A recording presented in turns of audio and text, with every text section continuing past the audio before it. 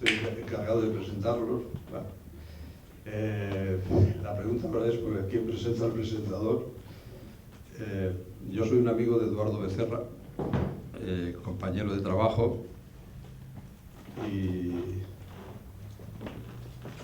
un día se acercó no hace mucho y me dijo que si podía venir y haría un servicio a la comunidad y además sería bueno para mi formación. Y con esos razonamientos evidentemente acepté y aquí estoy. Vamos a hablar, me han dicho de... No van a hablar, yo haré lo que pueda, pero los jóvenes escritores que me acompañan son los que tienen que hablar de Juan Rulfo, mito y ficción. Las presentaciones hoy resultan un poco inútiles porque en cualquier parte pueden saber de ellos más de lo que yo puedo decir. Yo sí sé que si uno mira lo de Wikipedia hay una información más que suficiente.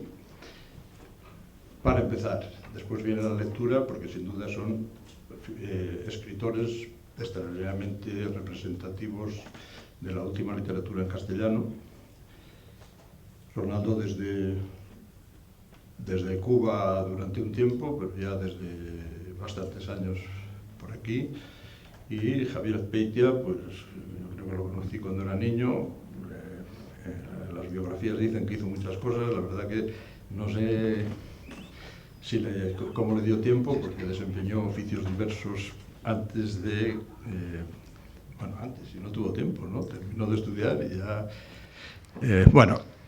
pertenece al mundo al que yo pertenezco, pero con mayor dignidad y con mayor eficacia. O sea, que se ha dedicado a escribir, también a enseñar, porque lo veo por allí, que va a un máster de edición y sé que lleva otro en Salamanca.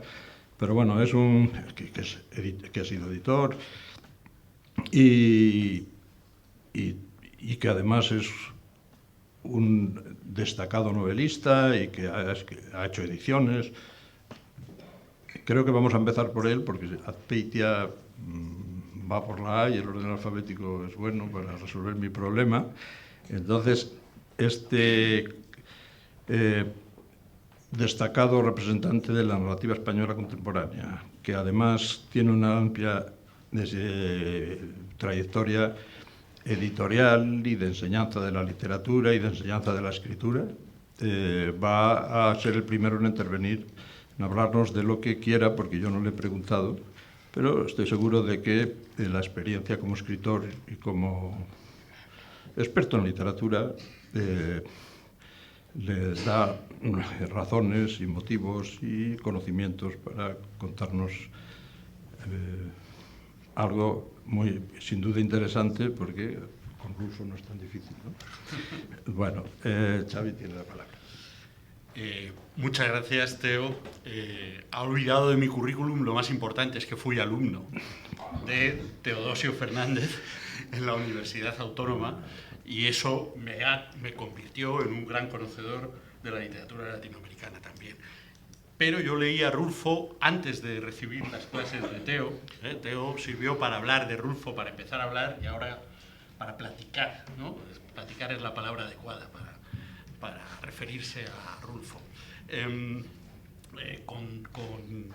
Con Teo le dimos muchas vueltas, pero a mí ya antes me habían regalado, cuando estaba en primero con 18 años, LPO, el dibujante, que estaba estudiando filosofía, igual que yo estudiaba filología, me regaló el libro de Rulfo, que es el que acababa de leer, y yo le regalé La vida breve. Él me regaló Pedro Páramo y yo le regalé La vida breve de Onetti. Hicimos un intercambio y nos hicimos un enorme favor, porque los dos habíamos oído hablar muy bien de los otros libros, pero todavía no los habíamos leído. Así que yo llegué a las clases de Teo con Rulfo leído, y ahí pudimos darle vueltas, ¿no?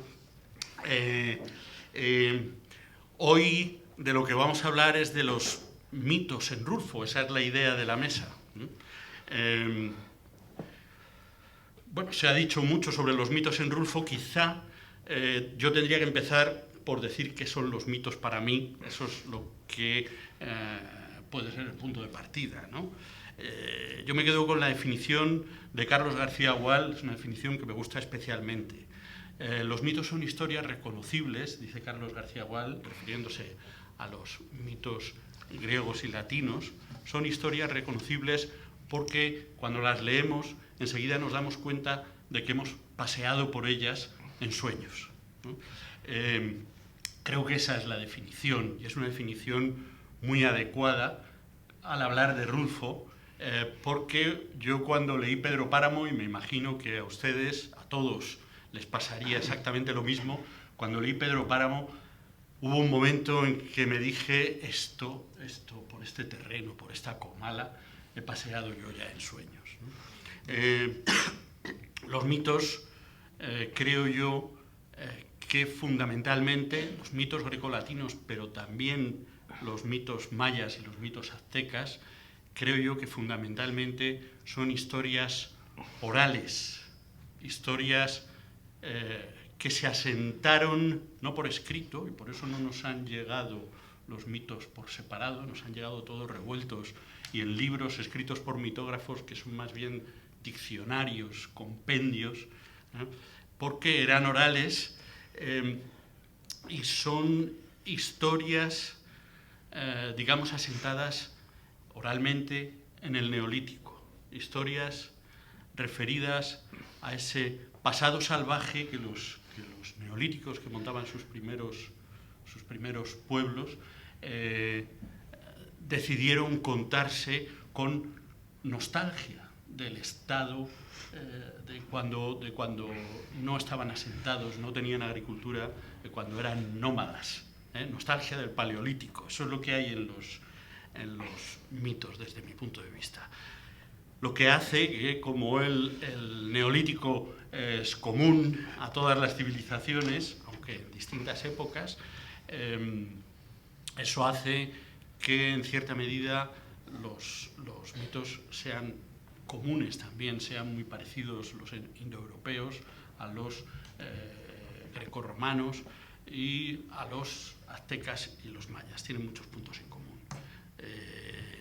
Así que una prevención que hay siempre en una mesa de estas al hablar sobre los mitos es pensar, bueno, aquí vamos a hablar de literatura que se refiere a otra literatura, etcétera. No, los mitos se encuentran dentro de nosotros, es algo que la especie humana se transmite directamente.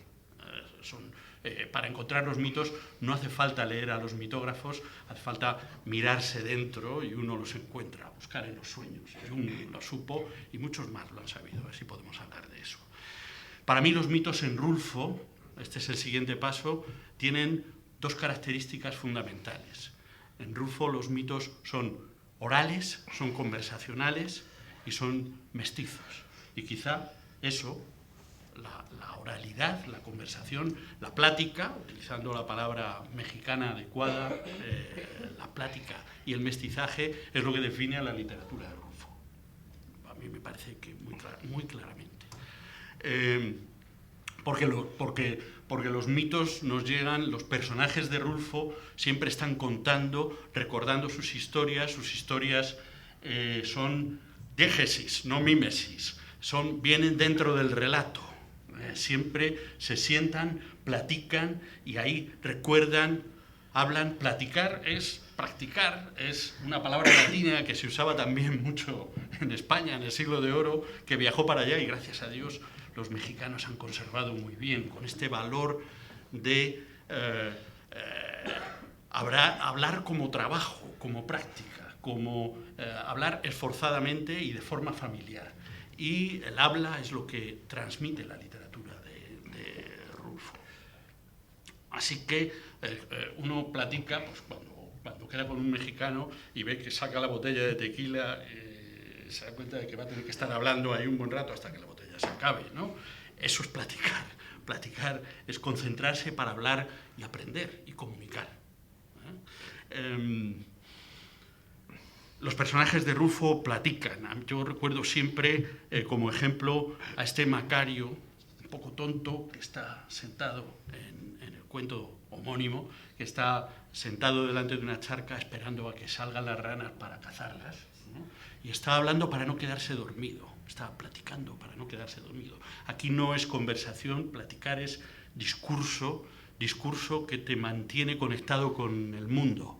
Y los personajes de Rulfo, muchas veces, Pedro Páramo, algunos de ellos, si no todos, depende de quién lo lea, están platicando para seguir conectados con el mundo, pese a que están muertos, ¿no? Esta es quizá el elemento más fascinante de la novela Pedro Páramo.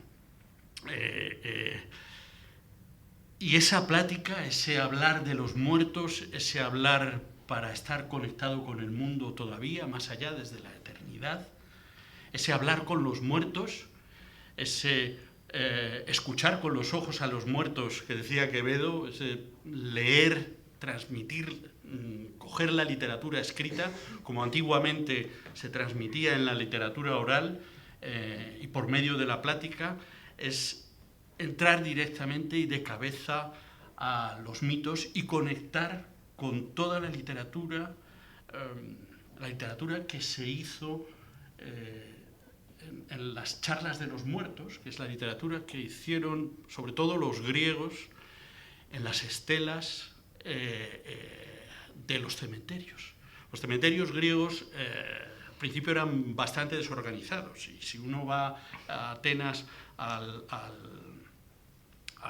Kerámicos, al cerámico, al cementerio que está en el camino de Eleusis, en la Vía Sacra, se da cuenta de que aparte de un cementerio en el sentido moderno con tumbas agrupadas, en realidad los muertos se enterraban al borde del camino y a veces se les colocaban estelas. Entonces los viajeros que paseaban por allí o que iban camino de Eleusis, pero a veces simplemente paseaban por las afueras de la ciudad, se detenían a leer lo que ponía en las estelas, los mensajes de los muertos, la plática de los muertos, que eran pues a veces simples frases definiéndose y a veces mucho más. Ya llegamos a lo que es la literatura hecha, la literatura elegíaca, que se convirtió en un boom en la época helenística, y que dio todos aquellos poemas de la antología palatina, que sin duda Rulfo leyó, o si no los leyó, le llegó toda la antología palatina, sabemos, porque él decía que tenía una enorme deuda, a través de Edgar Lee Masters, el poeta americano que escribió aquella antología de Spoon River, en la que los muertos hablan desde las tumbas, monta el cementerio de Spoon River, en el que los muertos cada uno cuenta lo suyo, y hay uno, recuerdo, que es un fiscal que está enterrado con su perro, que dice: tengo en el maxilar la quijada del perro, está enterrado con el perro, y protestando por eso y por otras cosas, porque pasó de fiscal a hombre solitario. Está contando su historia. Estos muertos que cuentan historias, yo creo que pertenecen muy directamente a toda la tradición de la literatura que conecta con la tradición mítica, etc. Y el mestizaje, para añadir también esa idea, además de la plática, la idea del mestizaje, a mí me parece que Rulfo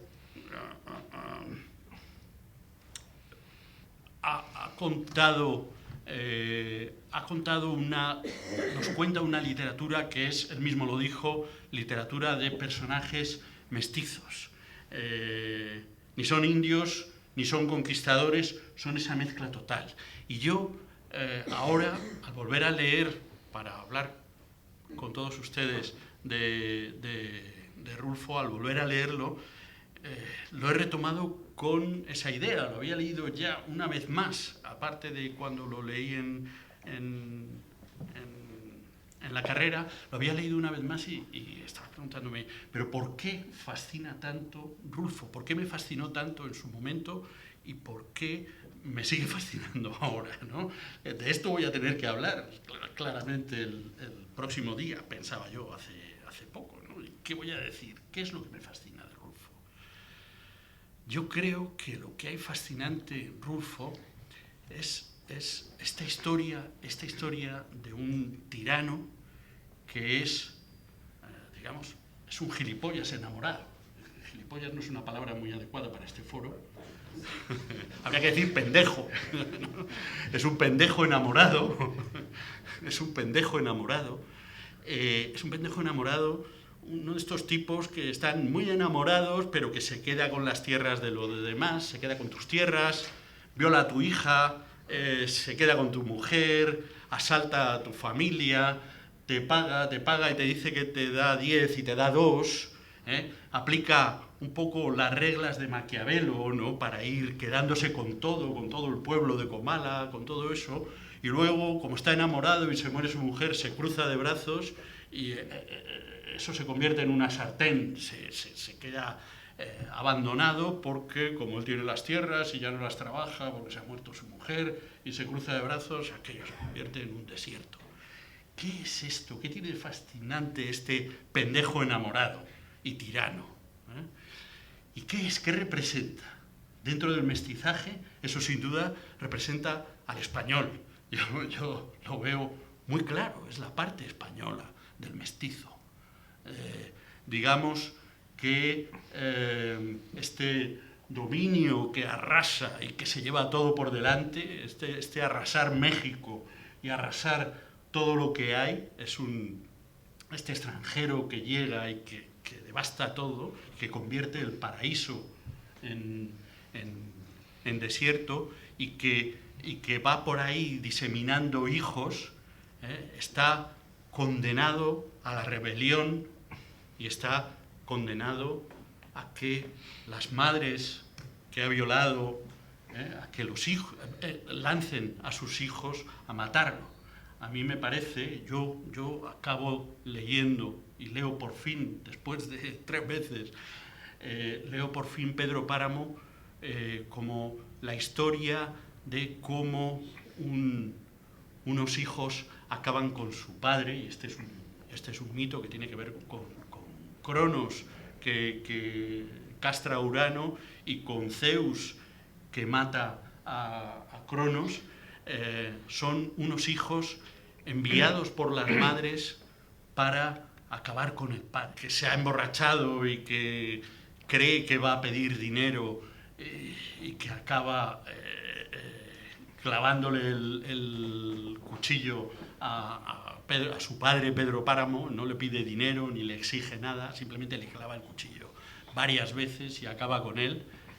Si no hubiese acabado ese hijo, habría acabado Juan Preciado, al que su madre le dijo: ve ahí y pídele dinero, pero no le pidas porque no te va a dar, porque es un tacaño, exígele. Y Juan Preciado no lo sabe, pero él va a Comala a pedir dinero, a exigir, no va ni siquiera a pedir ni a exigir, no va a eso, va a matar a su padre, porque la rebelión de los hijos está incitada por esas madres que han sido violadas y arrasadas. A mí lo que me fascina de Pedro Páramo es que me cuenta México entero, me cuenta mi historia, la historia de España y la historia de México, cuenta la historia del mestizaje, y con eso pues ya hay mucho texto ahí, ¿no? ¿Verdad? Hay más cosas, por supuesto, pero yo no quiero enrollarme aquí así de entrada. Bueno, pues muchas gracias. Otras irán saliendo. El mundo clásico parece muy importante para él, ¿no? Bueno, tiene una novela que se llama Ariadna en Nasos. Ya se puede leer y entonces se puede profundizar en la formación de Xavi Azpeitia. Bueno, muchas gracias. Luego seguimos y ahora damos paso a Ronaldo Menéndez, que es escritor cubano, porque nació en Cuba, bueno, no sabemos ya dónde somos, él ya lleva muchos años aquí. Yo me dedico a literatura hispanoamericana, quiero decir que he seguido su, sin duda, importante trayectoria con unas cuantas novelas, desde La piel de Inesa, que ya no sé de cuándo es, pero yo la verdad es que yo tengo muchas deudas con Eduardo, que me ha hecho venir aquí, pero además porque es mi introductor en la literatura contemporánea, porque todo el mundo sabe que yo soy un señor mayor, que yo leo muertos, porque si no... pues no, los jóvenes dan mucho trabajo. Entonces, como había una cosa que era, me parece, líneas aéreas. Yo creo que ya estabas allí, ¿no? Y hoy mismo, hoy estaba tomando una cerveza, con perdón, y me enteré, porque yo me entero siempre tarde, de que ahora las cosas próximas que voy a leer es una novela que se llama La casa y la isla. Bueno, Ronaldo entonces lleva unas cuantas novelas, varios libros de relatos, otros que tienen que ver con viajes. Su obra no es ajena a las referencias a Juan Rulfo, incluso hay un título por ahí que tiene que ver con el pataleo de los arcados. Y creo que ha sido una idea excelente, Eduardo, que venga a hablar de su visión del mito y su visión de la literatura en relación con Juan Rulfo, que sin duda es un gran conocedor de la obra del indiscutible escritor que hoy nos trae aquí. Tienes la palabra. Gracias, Teo. Y bueno, gracias a Casa de América, Edu Becerra, por haberme invitado a hablar de Rulfo. Me han pasado varias cosas. Bueno, hablar después de Xavi también siempre tiene sus dificultades, ¿no? Tenía yo algunos apuntes y Xavi ya me ha arrebatado todo el mestizaje y ahora voy a ver qué digo para no parecer que te estoy copiando, ¿no? Eres un plagiador anticipado. En todo caso, para mí ha sido muy grato esto por una primera razón, y es que Rulfo lo tengo muy incorporado, muy interiorizado, por supuesto, en mi imaginario como escritor, y una de las cosas raras, sorprendentes que me ocurrieron, yo trabajo mucho con Pedro Páramo, he trabajado mucho con Pedro Páramo, he escrito un ensayo sobre Pedro Páramo, y una vez que Edu me dijo para abordar el tema de Rulfo, primero me habló de hablar de la oralidad en Rulfo y luego el tema este del mito que nos reúne hoy aquí. Yo no me preocupé en absoluto, ¿no? Porque Pedro Páramo es parte de mi imaginario, ¿no? De mi formación. Días atrás, hace unos días, me di cuenta de que realmente para hablar con propiedad y cosas precisas tenía que refrescar muchas cuestiones en torno a Juan Rulfo. Entonces me di cuenta que con ciertos autores, ¿no? Con Rulfo, por ejemplo, y estas cuestiones para mí, yo voy a intentar abordar el tema del mito desde otro ángulo, porque Xavi además lo tiene muy centrado en las cuestiones de los arquetipos, de las repeticiones, de los conceptos que tienen que ver incluso con el mito occidental tradicional. Me di cuenta que cierto tipo de literaturas se incorporan a nuestra memoria de una manera muy vívida y no hace falta releer esa literatura para que uno tenga la sensación de que la conoce en profundidad. Y Rulfo yo siempre lo he releído y pensaba que por eso podía decir cualquier cosa, pero he tenido que volver a muchos, sobre todo muchos relatos del Llano en Llamas, y he tenido que reconstruir en mi memoria para poder hablar del mito en Rulfo, qué ha pasado en mí mismo con la primera lectura que hice de Rulfo, que fue, yo entré por la peor puerta, que es Pedro Páramo, por la puerta más dura, más difícil, ¿no? No había leído un solo relato a los 17 años de Rulfo y leí Pedro Páramo de golpe, ¿no? Quise reconstruir, he querido empezar hablando de esto porque cuando iba a venir aquí a hablar del mito me di cuenta de que mi relación con la literatura de Rulfo es absolutamente mítica. O sea, tengo una relación de mitificar y de vivir casi religiosamente una serie de tópicos que hay en la literatura de Rulfo. Cuando leí Pedro Páramo por primera vez, me ocurrió lo que a muchos, esa fascinación ante el caos que es esa novela, es una novela caótica. Tuve la impresión de que estaba leyendo un montón de páginas arrancadas de un libro mayor y que se habían reunido por azares editoriales, ¿no? Unas páginas que habían volado en un viento con un murmullo y que se habían reunido y que faltaba el libro grande, ¿no? El que estaba detrás de aquello. O sea, entré a Pedro Páramo con esa sed de orden y sin comprender, ¿no? Sin entender, sin que la razón abordara o dominara lo que me estaba contando. Luego lo he tenido que leer muchas veces y trabajar muchas veces en clase. Me pasó muchos años después una cosa, no frente al pelotón de fusilamiento, ¿no?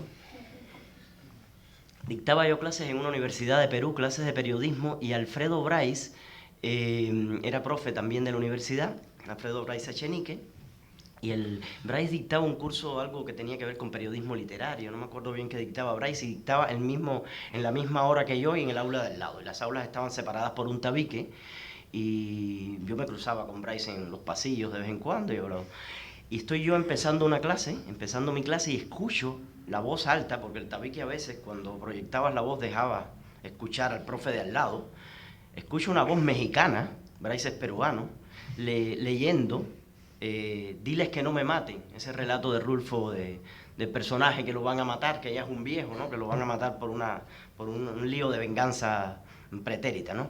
Diles que no me maten, leía a Bryce. Y me di cuenta de una cosa, Bryce estaba leyéndolo como mexicano, con voz de mexicano.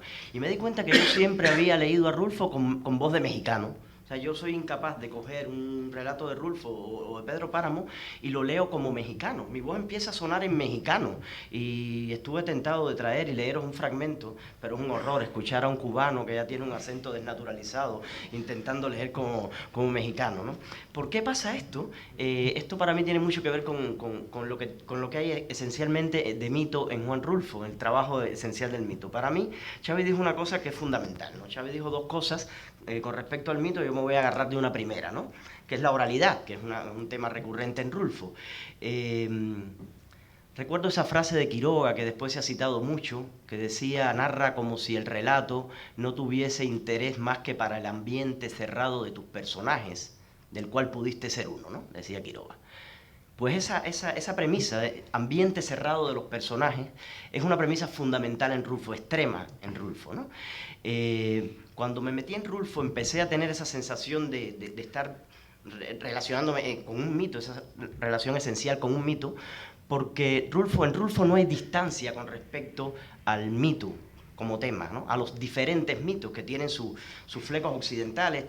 Está el mito del viaje en todos los relatos de Rulfo, alguien se mueve de un lugar a otro. Está el Telémaco que busca a Ulises guiado por Atenea, que es el Juan Preciado que busca que la madre, ¿no? La madre lo manda y que busca a Pedro Páramo también, ¿no? Tú lo relacionaste con Cronos, hay otras maneras, tal. Está el mito de los muertos que tanto se ha hablado. Hay un montón de cosas que tienen que ver con el mestizaje, con el mito occidental y tal, pero creo que sobre todo lo que yo sentí primero, y lo primero que pensé cuando me invitó Eduardo a venir aquí, fue que en esta noción de ambiente cerrado de los personajes hay una capacidad enorme y única en Rulfo de que el mito no pase nunca por el discurso literario letrado. O sea, no hay un narrador que nos cuenta los mitos en la literatura de Rulfo. Los mitos simplemente ocurren como parte genética de los personajes. Esta noción de Quiroga de ambiente cerrado es lo que a mí me da la clave en la relación que tenemos o la importancia que puede tener el mito en la literatura de Rulfo. El mito no es narrado en la literatura de Rulfo, el mito ocurre en cada una de las cosas. Ocurre cuando un personaje abre la boca, ocurre cuando un personaje toma una decisión, ocurre en la manera en que cada uno de sus pobres hombres de la tierra vive las cuestiones católicas para resolver problemas inmediatos y materiales. El mito ocurre cuando alguien se desplaza y es atrapado, ¿no? El mito ocurre en la construcción de los lugares, en Lubina, ¿no? Que me alegro mucho de que no hayas mencionado Lubina, ¿no? Que para mí es fundamental en la comprensión del mito en Rulfo, ¿no? El mito en Rulfo está ligado a los lugares, y los dos grandes lugares podrían ser, Comala y Lubina. Este relato de que yo creo que anticipa, que tiene mucho que ver con el trabajo que luego hay en Pedro Páramo. Hay un lugar. Siempre los lugares de Rulfo tienen este carácter que muchas veces, según mi punto de vista, de manera más o menos imprecisa o errónea, se asocia con el Hades, con lo infernal. Por supuesto que estos llanos enormes, que estas llanuras enormes o que estos lugares pedregosos son infernales, pero sobre todo tienen más que ver con el purgatorio, tienen más que ver con el mito de purgar, de salir de culpas o de ser atrapado en un margen, en una especie de frontera, ¿no? Y esto es Lubina. En Lubina es muy curioso este relato porque tiene otro elemento fundamental en lo mítico en Rulfo, que es el silencio, ¿no? Lubina hay un narrador, un personaje, un viejo, que está tomándose unas cervezas que dice que saben a meado de burro, pero que a él le encantan porque le lavan el cerebro, es como si tuviera agua alcanforada en el cerebro, esta cerveza medio caliente que va tomando, y va bebiendo y va hablando con alguien que nunca habla, ¿no? Que está ahí, que es alguien que va a ir a Lubina. Y este viejo le cuenta cuando él fue joven y llegó a ese pueblo, ¿no? Este relato particularmente a mí me da una clave más en el mito de Rulfo, y algo que me parece importante, y es que siempre los grandes lugares de Rulfo son dos lugares. O sea, hay dos Comalas, ¿no? Está la Comala del recuerdo, está la comala de la juventud de Susana San Juan o de la madre de Juan Preciado, esa comala casi inimaginable, ¿no? De verdor, de agua, y está la comala de ese pasado de Pedro Páramo cuando era el cacique Próspero, y está la comala árida, ¿no? Está la lubina a la que se quiere ir y está la lubina árida, la lubina donde ya no hay vida, ¿no? Están estas dos cosas. Primero, el mito tiene que ver con esta oralidad que es natural, que es esencial en Rulfo. Hay como un narrador, creo yo, que se transparenta hasta dejar ser a los personajes y entonces vivimos las cuestiones del mito de manera muy cercana y muy memorable, se te quedan pegadas, ¿no?, a la piel. Y hay otra cuestión que a mí me parece relevante, menos mal que también me dejaste esa. Xavi habla del mestizaje, habló de la oralidad en relación con el mito, y hay otra cuestión que es la temporalidad, el tratamiento del tiempo, incluso a un nivel técnico, propiamente técnico, y sobre todo es evidente en Pedro Páramo, que es una novela con una ambición técnica en cuanto al tratamiento del tiempo más arriesgada, más problemática y más también didáctica para los que estudiamos cuestiones de técnicas narrativas. Hay en Pedro Páramo una anulación del tiempo, hay un cambio de narradores constantemente, o sea, hay fragmentos, insertos, hay una falta de linealidad, hay una serie de cuestiones muy básicas, pero a la vez que Rulfo las trabaja de manera muy extraña, muy llenas de atmósferas, muy llenas de elementos aparentemente secundarios, de voces que entran y salen, o de murmullos, de retazos, y esto hace que tengamos una percepción del tiempo que es atemporal. O sea, esta sensación de atemporalidad es un combustible, es como un caldo de cultivo enorme para tener una experiencia muy directa, muy real con respecto al mito. No quiero mencionar a Borges, ¿no?, porque siempre me toca hacerlo, y la última vez que estuvimos con Edu Becerra aquí hablamos de Borges, pero recuerdo aquello que decía Borges, de que el Corán es un libro eminentemente árabe porque ahí nunca aparece un camello, ¿no? En sus páginas nunca hay un camello. En Rulfo yo creo que una de las cuestiones que hace que sea eminentemente mítico, todo lo que cuente, que el mito sea parte de sea la sustancia y que sea indesligable de lo narrado, es que no hay nunca la intención de ponderar el mito o de exponer o de analizar o de enfatizarlo. O sea, ocurre de manera natural, de la misma manera en que un árabe no ve un camello porque es parte sustancial de su paisaje. De esta misma manera, ver el mito en Rulfo, por supuesto que los estudios privilegian un análisis de los diferentes mitos que hay, pero luego creo que el punto de partida y el núcleo está en ese misterio que es vivir míticamente la literatura de Rulfo. Hay otra parte del mito, una última cosa que quiero decir, y después dejo apuntes y cosas para meternos en preguntas o cosas que Teo pueda apuntar, o el propio Xavi y tal. Hay una cosa que a mí siempre me ha llamado la atención como parte del mito en Rulfo, y que es una capacidad extraña que tiene el escritor, Rulfo como escritor, y es el carácter animista que le puede dar a tantas cosas, ¿no? Hay nubes, hay piedras, hay polvo, hay iglesias, hay caminos que están animados, que son como sujetos, son como personajes, no son objetos con respecto al cual se relacionan los otros personajes, son sujetos capaces de determinar la vida de los propios personajes, tienen como vida propia. Recuerdo las imágenes de nubes como vejigas que chocan contra los cerros y se derraman, ¿no? O sea, parecen animales volando, esas nubes de lluvia. Recuerdo ese cerro grande ese llano grande de Nos han dado la tierra, el relato Nos han dado la tierra, donde cae una gota de agua, ¿no? Una gota que hace un hueco y que la tierra de ese llano se traga la gota, ¿no? Hay como un animismo siempre, ¿no? Como si te acercaras a las piedras, como si te acercaras al polvo o a los caminos y estas cosas vivieran, ¿no? Y esto también a mí me parece fundamental a la hora de entender todo lo que hay de mítico en Rulfo, y nos lleva a la frontera también del realismo mágico, o a la frontera o al núcleo de cierto tipo de realismo mágico, que no es el tema propiamente, pero que es inevitable tocar. Yo voy a quedarme por aquí para no aburrirme a mí mismo. Uno debería ser más rulfiano con esto, o sea, más breve, que el hombre supo callarse, ¿no? Así que yo ahora dejo a Teo a ver qué va a hacer. Bueno, muchas gracias. El próximo año, cuando me toque hablar de Rulfo, me quitáis el trabajo y ya está. La verdad es que han sido unas intervenciones excelentes, de excelentes lectores de Juan Rulfo. Ahora no sé, Eduardo, lo que espera de mí, o que yo plantee cosas, o que dé la palabra al público, o deje a los a nuestros yo si el público no pregunta, participantes. tengo siempre preguntas. Hombre, yo también. Podemos hacer preguntas al público. ¿Hay alguna o planteo yo la primera? ¿Planteo? Sí. No, planteo no. O sea, me parecen unas intervenciones excelentes, pero no siempre tengo la ocasión de hablar de estas cosas con escritores. Entonces, ¿por qué? Pues, bueno, porque yo leo, explico lo que puedo, en fin. Pero esta ocasión quizá es buena para que escritores que están trabajando con algo que tiene que ver con lo que hacen, porque son narradores de ficción, y aquí estábamos hablando de ficción, no sé lo que es la ficción, supongo que es que se inventan cosas, ¿no?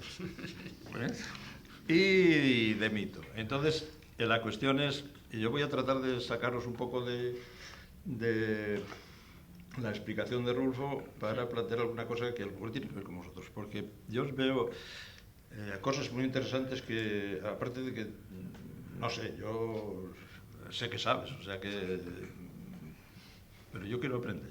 Entonces, tú, por ejemplo, lo digo porque a veces yo tengo la impresión como historiador de la literatura que muchas veces trabajamos sobre una creación cultural, una construcción cultural.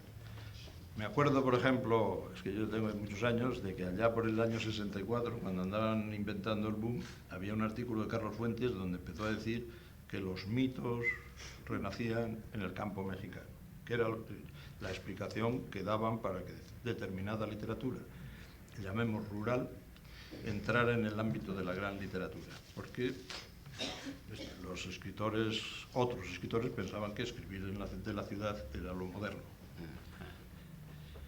Entonces, empiezan a hablar de estas relaciones. Yo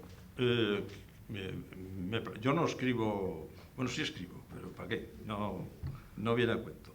Pero no hago creación. Yo, cuando era joven, supe, se me reveló que no tenía nada que contar, y me dediqué a enseñar literatura, que saben que es que cuando tienes uno al lado, pues le endosas lo que se te ocurra, ¿no? Y que lo soporte, porque para eso paga la matrícula. Entonces, ahora me planteo yo, si yo fuera escritor, por ejemplo, esta relación mito-literatura me parece que a la vista de Rulfo, y querría saber si para vosotros, porque cuando alguien dice, por ejemplo, lee un libro y es como si reconociera algo que está dentro de mí, lo has dicho tú. Que, de alguna manera no es leer ya con una formación determinada una obra como Pedro Páramo. Sí. O sea, que hay una construcción detrás. Y aparte de que, bueno, la hay, porque se ha acordado de Jung y no sé qué cosas, o sea, que es que la hay, ¿no? Entonces, cuando vosotros escribís, hacéis ficción, ¿qué entendéis que significa el mito integrado a la ficción, o toda ficción es mítica? Porque ahí tendríamos un problema. Si mito y ficción son lo mismo, entonces es redundante, ¿no? ¿Para qué establecer distinciones? Entonces, porque la distinción sería, hay literatura mítica, hay literatura que no es mítica, hay literatura que tiene que ver con lo oral y por lo tanto es mítica. O sea, se plantea, como ven, yo si me pongo aquí a hacer asociaciones de ideas, podemos estar 2 días, no procede. Pero sí me gustaría un poco que plantearais, vosotros que sois, si tú eres escritor, quieres contar una historia. ¿Qué significa para ti o para ti integrar elementos que pueden de alguna manera superar lo que estás contando para darle una dimensión simbólica? Porque yo creo que eso es lo que nos ha pasado un poco con Rulfo. Rulfo no estoy muy seguro de que supiera que estaba hablando de grandes mitos. Yo creo que no se enteró de nada. Sencillamente, era un escritor, era intuitivo, tenía cosas que contar y las contó. Entonces, me pregunto si esto no tiene que ver luego con cosas que vemos en Rulfo y que pueden ser útiles para los narradores más jóvenes. Sí, sí, yo hace un momento en una entrevista me han preguntado, ¿y cómo hace Rulfo para unir también lo fantástico y lo real? Y yo digo, no lo une, simplemente lo coge como es. Que es un poco, lo enlazo con eso, digamos, es un escritor intuitivo, no sé hasta qué punto es intuitivo, porque a mí me parece que en Rulfo hay mucha técnica detrás y mucho pensamiento ordenado de qué es ficción y qué es lo que tengo que hacer cuando escribo. Me parece, pero tampoco tengo la seguridad, evidentemente, eso a lo mejor no puedes ilustrar tú más. Pero evidentemente cuando te pones a escribir no estás uniendo cosas, voy a coger fantasía y a juntarla con la realidad, sino que estás contando las cosas como son, unidas, ¿no? Quizá el realismo, que es lo que impera hoy en la literatura, lo que ha imperado siempre desde el siglo XIX en la literatura, aunque ha habido tendencias hacia otros lados, ha habido simbolismo, ha habido vanguardias, ha habido innovadores, ha habido experimentales, y ha habido de todo, pero el realismo, que es lo que digamos que es el cuerpo básico de la literatura occidental desde el siglo XIX, fue un acto de separación, fue un acto de extirpación de la fantasía de lo que era la literatura. Y fue un acto de extirpación, desde mi punto de vista, protestante. Los protestantes, ante una cultura cristiana y católica como la española, que llegaba por ahí, la mediterránea en general, que llegaba por ahí diciendo, llegaban con las vidas de santos debajo del brazo, los intelectuales españoles, y se las creían realmente, los protestantes se morían de risa, ¿no? De estos modorros, ¿a dónde van? Y a los españoles nos ha quedado desde entonces una especie de complejo realista que hacen que aceptemos muy mal la literatura fantástica. De hecho, yo creo que la idea de realismo mágico, esa etiqueta para la venta de la literatura latinoamericana en España, porque a mí me parece que esa especie de invento de Uslar Pietri es una definición de la ficción, en principio, ¿no? La ficción es siempre un realismo mágico.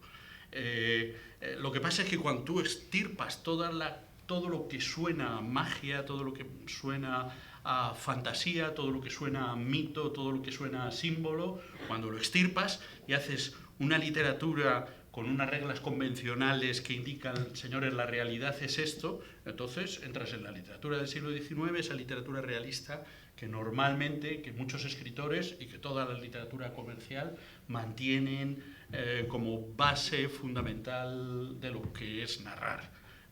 Y sin embargo, claro, eso ocurrió en España, cuando llegaba la literatura latinoamericana con todos esos elementos que no es que hubiesen incorporado la fantasía, es que trabajaban con el sustrato fantástico literario. Cuando llegó el boom aquí, pues Vargas Llosa lo contrató Barral así, a golpe de nada más verlo. Digo, esto es realismo, esto es duro, esto es verdad. Y cuando vio 100 años de soledad, dijo, uff, señoras que vuelan por aquí, Remedios la Bella, ¿a dónde vamos con esto? No es que no le gustara, es que no entendía qué pintaba eso en España, en una época en la que estábamos aquí con el franquismo, con un retraso cultural enorme y que necesitábamos ciertas dosis de realidad, aquello no pegaba. Y le pasa un poco lo mismo a Pedro Páramo, fue difícil de asimilar aquí. Y la etiqueta con la que se nos vendió es, esto es realismo, lo que pasa es que es mágico, pero es realismo. Y entonces así sí que entra. Digamos que al final, en la literatura, si uno dice vamos a contar una historia y luego le voy a meter símbolos, está perdido, eso no funciona, evidentemente. Lo que hay que hacer es, efectivamente, mirarse hacia adentro. Un proceso bastante complicado en la vida, pero en la vida no lo hacemos solo los escritores. Al final, todos tenemos que contarnos, todos tenemos la novela más importante que escribir, que es la historia de nuestra vida, ¿no? Y que nuestra salud mental depende de cómo nos contemos nuestra vida. Así que todos estamos elaborando a base con técnicas literarias, a base de elipsis, quitando lo que más molesta, a base de cambiar el orden de las cosas para que signifiquen otra distinta, Estamos elaborando la historia de nuestra vida y nuestra salud depende de que esa historia sea satisfactoria, ¿no? Y ahí tenemos que tenemos que robar elementos y tenemos que imaginar nosotros para contar una historia coherente, y eso se hace mirando hacia adentro, mirando hacia adentro y luego asustándose con ciertas cosas y reprimiéndolas y dejándolas, quitándolas de en medio, o también buscando la verdad, ¿no? Al final, digamos que la literatura, yo no sé en qué medida, pero siempre que leo a escritores, siempre que leo historias como Pedro Páramo, otra que me parece que tiene mucho que ver con esta, como la de García Márquez, de Historia de una muerte anunciada, en la que un pueblo se mueve y ejecuta a un muchacho que andaba por ahí violando niñas, desde mi punto de vista por lo menos, y lo hace todo el pueblo inconsciente, ese movimiento del pueblo que ejecuta en Crónica de una muerte anunciada al tipo que anda... Santiago Nazar. A Santiago Nazar, no me acordaba del nombre, a Santiago Nazar, que anda por ahí violando jovencitas, violando pichones cuando son justo cuando empiezan a crecer, cuando más débiles son, lo localiza y se lo cargan entre todos, su madre incluida, dándole un portazo inconsciente, ¿no?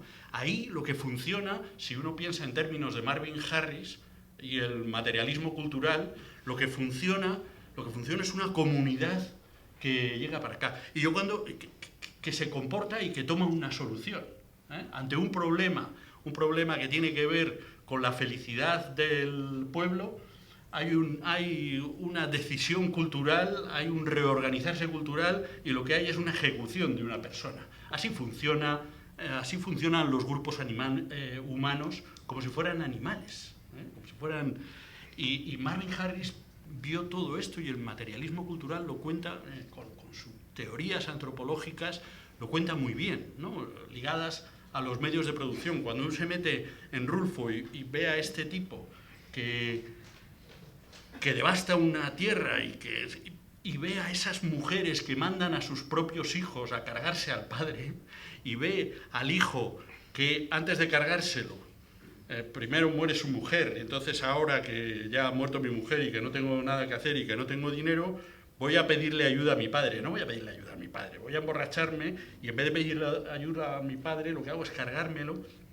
Ese movimiento inconsciente parece un movimiento organizado por las mujeres también, parece una forma de reorganizarse la propia sociedad. Y yo creo que Rulfo y García Márquez y muchos escritores combinan en la teoría de qué es la literatura, pues por un lado a Marvin Harris y por otro lado a Sir James Fraser y la Dama Dorada, toda esta cultura de los mitos que van llegando y que van conformando nuestra cultura social,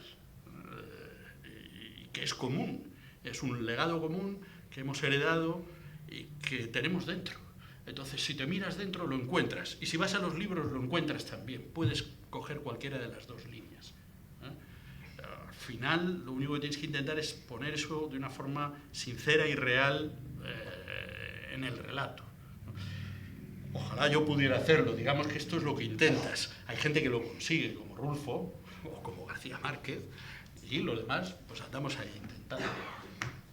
Bueno, muchas gracias. ¿Y tu versión desde alguien que es no reprimido por la cultura realista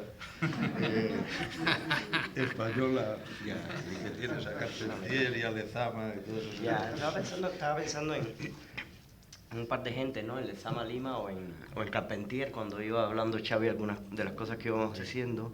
Yo no sé, lo mío, bueno, todo eso es otra historia, ¿no? Hay una cuestión que me parece interesante, que no sé, yo creo que no debería pasarse por alto, y es que en el caso, cuando uno habla de Rulfo, habla de Pedro Páramo, se olvida que también, a mí en este caso, estoy completamente de acuerdo con lo que ha dicho Xavi de la búsqueda interior, como un camino para unas ciertas revelaciones que en definitiva llegan a ser una poética y una concepción de una cosa que uno escribe.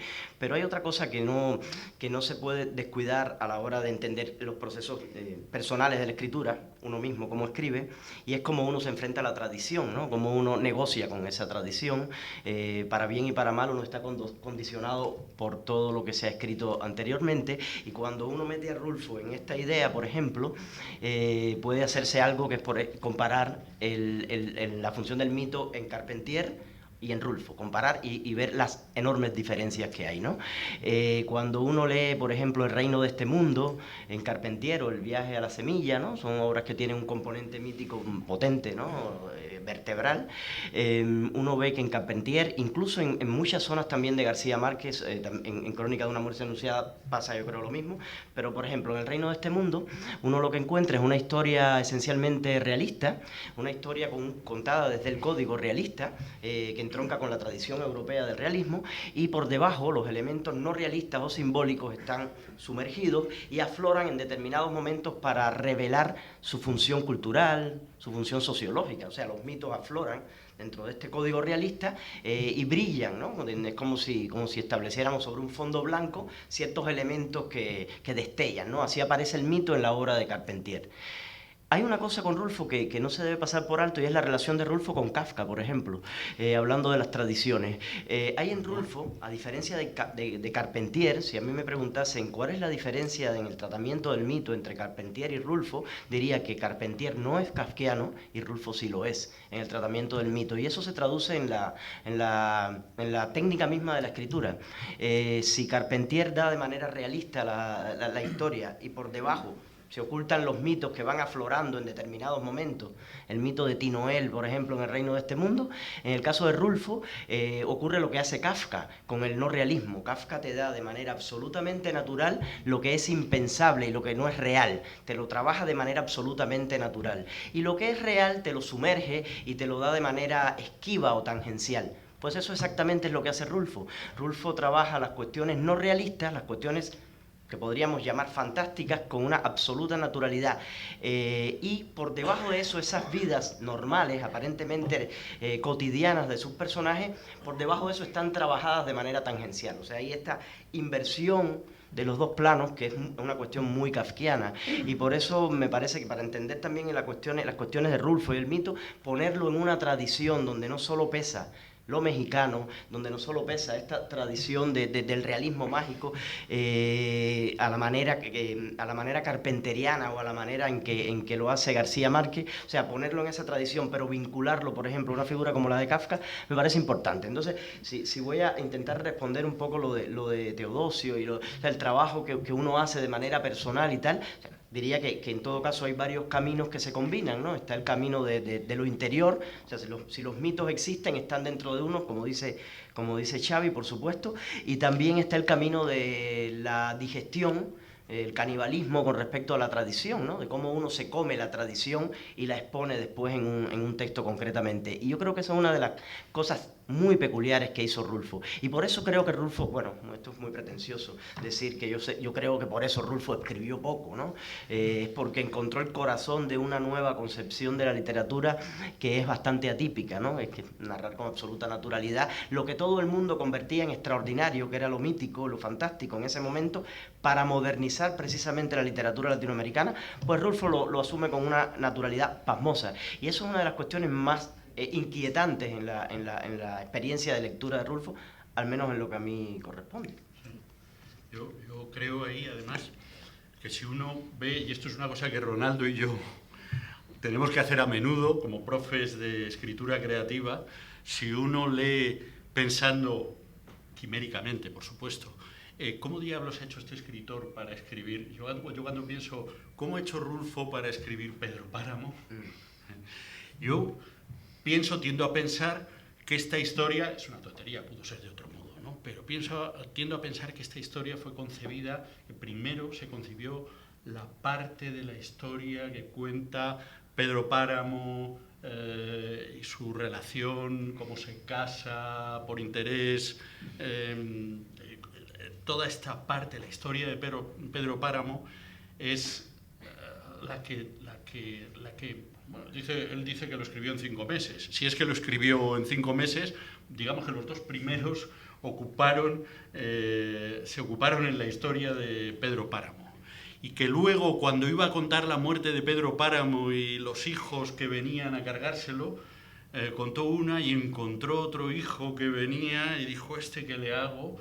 Y ahí, al momento de encontrar, digamos que la vida iba en términos realistas, y en el momento en que muere Pedro Páramo se abría una especie de espacio a la fantasía, a ese inframundo, a ese mundo de los muertos, que, como ha dicho Ronaldo muy bien, tiene que ver no solo con el infierno de la cultura occidental, podemos decir el Hades, pero también podemos decir Xibalbá. No solo con el infierno, sino también con el paraíso y con el inframundo, que incluye también el purgatorio, ¿no? En la tradición cristiana y también en la tradición griega. Digamos que Virgilio ya habla en el descenso al inframundo que tiene Eneas con la Sibila en la Eneida. Ahí hacen un descenso por un mundo muy parecido a este, en el que hay almas en pena, son los que no han sido enterrados en la concepción grecolatina. Bueno, pues este mundo, yo creo, este mundo fantástico, yo creo que Rulfo lo concibió ya avanzada la historia de Pedro Páramo y convirtió aquello en una novela enorme. Y en vez de contar la segunda parte, que hablaba de este hijo que llega al infierno a buscar a su padre, para decirlo de algún modo, a ese lugar devastado, lleno de almas en pena, en vez de contarlo en su orden continuo, primera parte, en orden cronológico, en lo que los retóricos llamaban ordo naturalis, lo cuenta en ordo artificialis y pone al principio esa conversación entre los muertos, a partir de la cual se descubre toda la historia de Juan Preciado. Ese cambio, que es muy sencillo, porque verdaderamente Rulfo técnicamente tiene dos cosas dentro de lo que es la construcción de su novela. Una, ese adelantar el final, un comienzo in medias res, es un artificio común. Hasta el Lazarillo lo hace, digamos que es una cosa bastante común. Adelanta toda la parte final para luego ir incorporando la historia de Pedro Páramo, y adelanta la historia del hijo. Esto le da un aire de locura enorme a la historia.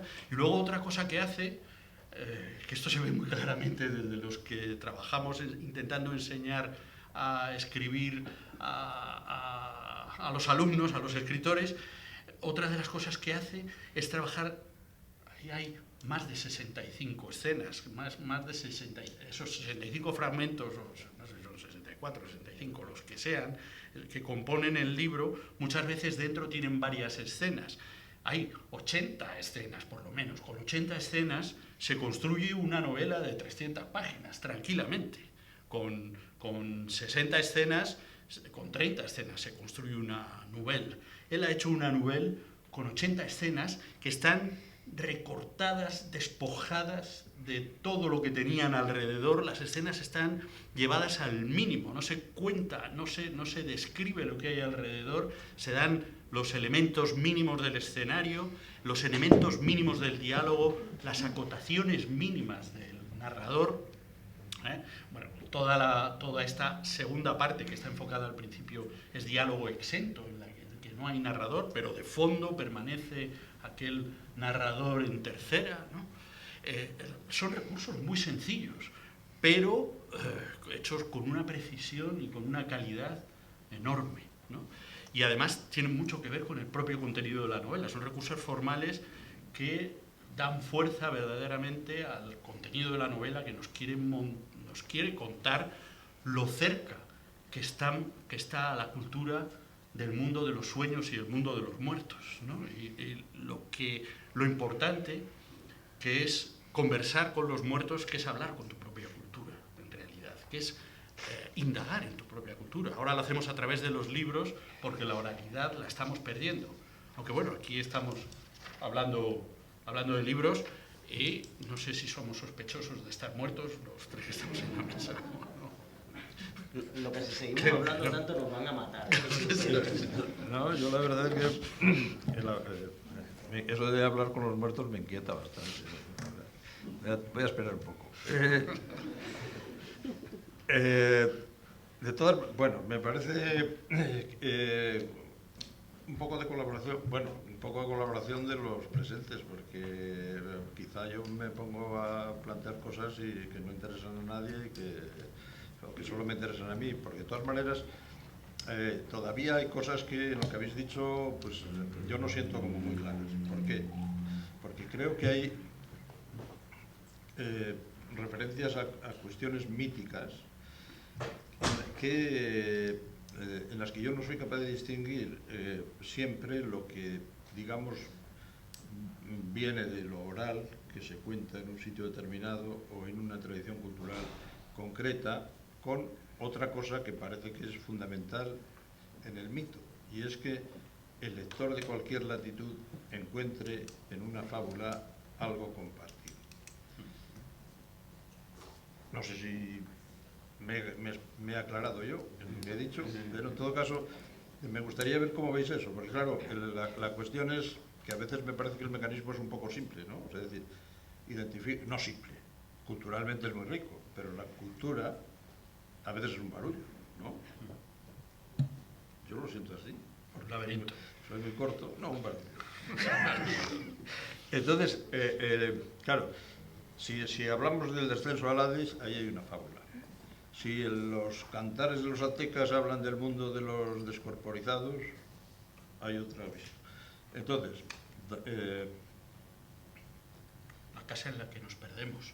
Bueno, exactamente, o peor. Lo que decías del posible mito de Sísifo detrás de los negros haitianos que se levantan una y otra vez.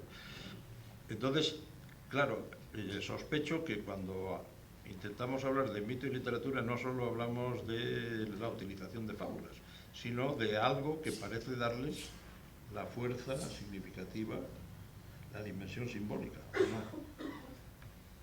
Sí, hablamos de algo que le da la fuerza, la dimensión simbólica, sí, el lenguaje. El lenguaje con que son tratados los mitos, yo creo que...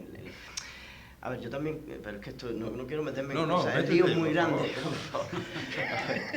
Mira, cuando uno, por ejemplo, yo creo que la función del mito en la literatura occidental más tradicional, incluso la obra de Platón puede ser considerada, además de un sistema filosófico, una obra literaria. Cuando uno ve los mitos en la obra de Platón, el mito de Er, o el mito de la caverna y tal, tienen una función eminentemente cognoscitiva, o sea, están ahí para enseñar, son fábulas, como tú bien dices, para enseñar algo. Y estas son las cosas que después Mircea Eliade, que ha estudiado mucho, incluso también ha hablado de Rulfo, ¿no? Habla de arquetipos y repeticiones al hablar de los mitos, ¿no? Y este es el mito, la función del mito, por ejemplo, en la obra de Platón, que es una de las obras escritas, filosóficas o literarias más antiguas que tenemos como sistema. Entonces ahí el mito tiene una función de fábula, una función de enseñanza, una articulación lógica con respecto al lector. Creo yo que para acercarse a la literatura latinoamericana, donde la relación del imaginario de las personas con las cosas no es un pensamiento lógico necesariamente, cuando las culturas viven de sistemas que no son lógicos, la función del mito en obras como la de Rulfo no es necesariamente una función de fábula. O sea, el mito no está ahí como ciertos organismos donde podemos aislar las vísceras, los huesos y la carne. O sea, el mito está ahí como el jamón de pata negra que tiene la grasa y la carne juntas. Bueno, el mito está ahí como algo que no se puede separar una cosa de otra. Entonces la función del mito, yo creo que desde la perspectiva de un estudioso, uno se acerca a la literatura de Rulfo y puede aislar una serie de mitos que son fábulas y que tienen enseñanza. O sea, la búsqueda de los orígenes en el padre, o sea, esto que es el punto de partida de Pedro Páramo, el viaje como recuperación de la libertad o como fatalidad. O sea, el viaje está en todos, absolutamente, los relatos de Rulfo, en todos. Sí. Alguien se mueve de un lugar a otro, alguien se mueve de un lugar a otro, sí, o alguien va a ir. Entonces el mito del viaje iniciático, o del viaje como fatalidad, el mito de la culpa, de la fatalidad primigenia. O sea, esto que Octavio Paz hablando de que es muy occidental a la hora de estudiar lo mexicano, a pesar de, además de ser mexicano, el mito de la Malinche, ¿no? Todos venimos de una violación, ¿no? Pedro Páramo, Juan Preciado, ¿no? Mi madre lo concibió en un petate, ¿no? Así como dicen Pedro Páramo al inicio, ¿no? O sea, todas estas cosas son mitos, por supuesto, que se pueden extraer y que tienen un carácter de enseñanza. Ahora, creo que esto cuaja en una literatura como la de Rulfo y creo que es muy peligroso desligarlo y darles una función, digamos, de enseñanza, porque, o sea, una función racional y tal, porque, bueno, yo creo que hay algo que no se puede olvidar, que es para mí es el pilar de la escritura de Rulfo, sobre todo de Pedro Páramo, y es el estilo, la palabra, el uso de la palabra, que es muy, muy extraño, ¿no? Yo cuando leía a Pedro Páramo por primera vez tuve una sensación que luego con los años le di forma mental, ¿no? Tuve la sensación de que el estilo de Rulfo en Pedro Páramo era de una fluidez pedregosa. Eso se me ocurrió una metáfora, es de una fluidez pedregosa, o sea, se mueve como agua, pero como agua que arrastra guijarros, ¿no? Suena, cada palabra es muy sólida en Pedro Páramo, ¿no? Esto que decía Xavi de las escenas reducidas a la mínima expresión, también está, además de este enorme hallazgo de precisión de Rulfo, está este trabajo con la palabra, donde se habla mucho de la oralidad, pero la palabra de Rulfo es realmente una palabra muy literaria.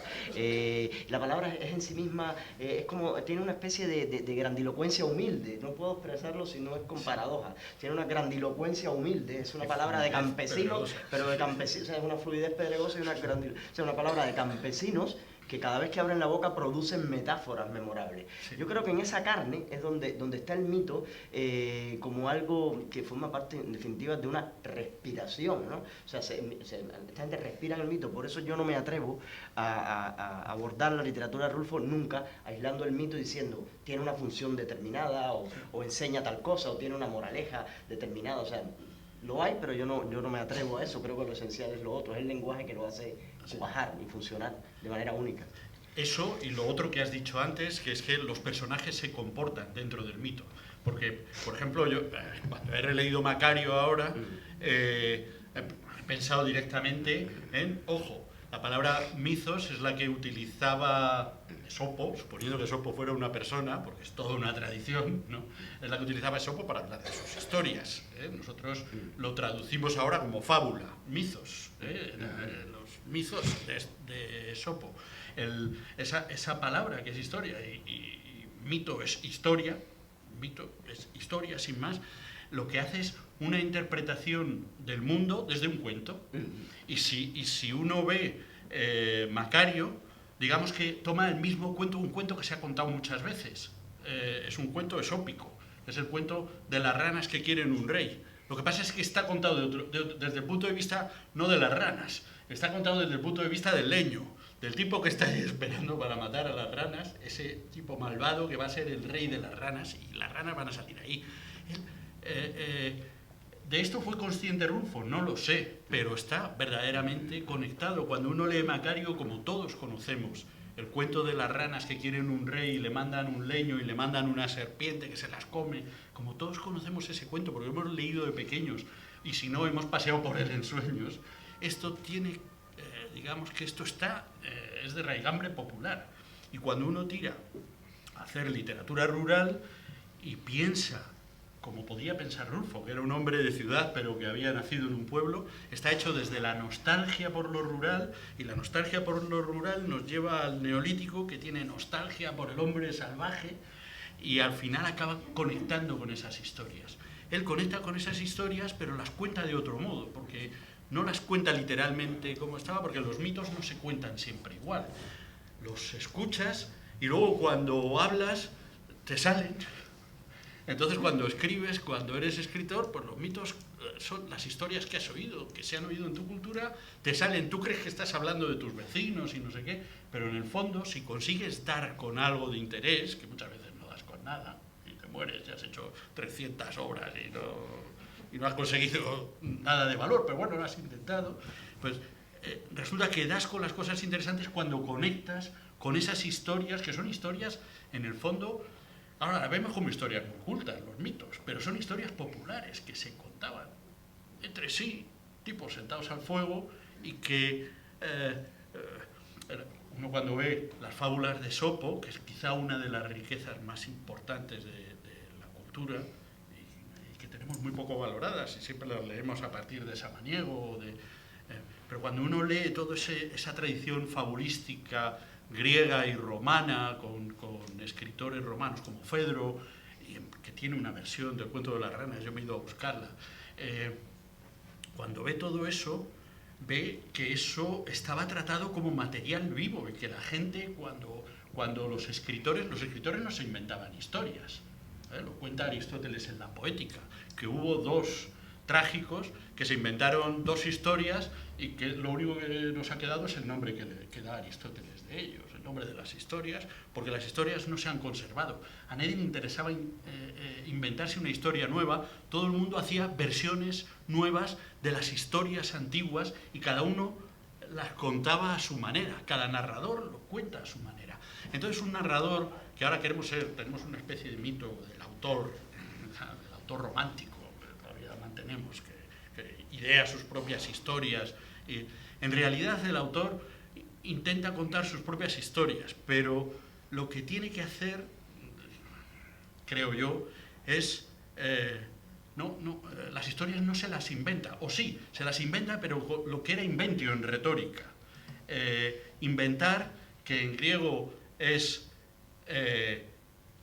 heurística, la palabra heurística tiene que ver con inventar en griego, es lo que decimos cuando encontramos algo, eureka, ébrica, lo encontré. Eso es la eureka, es inventar. Inventar no es inventar es encontrar. Y entonces cuando tú escribes y encuentras el mito porque das con él, entonces haces una obra maestra. Claro, esto no ocurre todos los días, pero Rulfo lo hizo. Estaba allí escribiendo, estaba tanteando, y fijaos, verdaderamente yo creo que Pedro Páramo está muy por encima del resto de la literatura de Rulfo, muy por encima, que es verdad que es mucho más difícil, pero yo creo que está muy por encima del Llano en Llamas, y que el Llano en Llamas se puede leer como una especie de preparación de Rulfo para encontrar Pedro Páramo. Y lo que nos ha dado Rulfo, lo que ha legado a la posteridad, es Pedro Páramo, que nos habla de cómo es el mundo, nos cuenta cómo es el mundo tal y como. Y para eso se ha estado preparando toda su vida, ha estado esos 5 años en los que escribió, estuvo preparándose con todo lo que había leído antes y consiguió dar con esa historia, que es magnífica, porque conectó con todos los mitos de golpe. No solo el mito del hijo que busca al padre para matarlo y el padre que se queda con todo, pero cuando se cruza de brazos Pedro Páramo, eso es Deméter cruzándose de brazos y impidiendo que las plantas nazcan y creando el desierto.